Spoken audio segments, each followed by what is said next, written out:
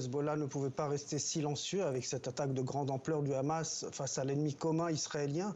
Le mouvement libanais a donc bombardé le secteur appelé les fermes de Sheba, qui est une zone contestée par le Liban et Israël. Il n'a pas bombardé le territoire israélien officiel.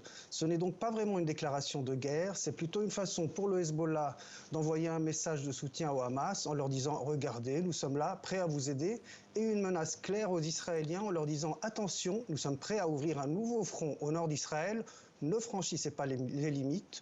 Et les Israéliens de leur côté ont répliqué en bombardant cette même zone grise pour bien montrer qu'ils peuvent répondre à des attaques sur leur front du Liban aussi bien que sur le front de Gaza.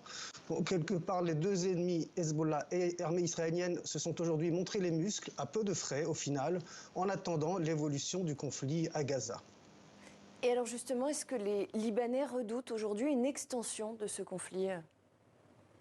Alors au Liban, on est traditionnellement divisé au sujet du conflit palestinien. Une partie du spectre politique est pro-palestinienne et supporte le combat aux côtés des Palestiniens. L'autre partie prône la doctrine du Liban d'abord et ne voudrait pas se mêler de ce conflit car il contribue, selon elle, à détruire le Liban. Mais mis à part ce clivage, dans les faits, le Liban aujourd'hui a besoin de tout sauf d'une nouvelle guerre.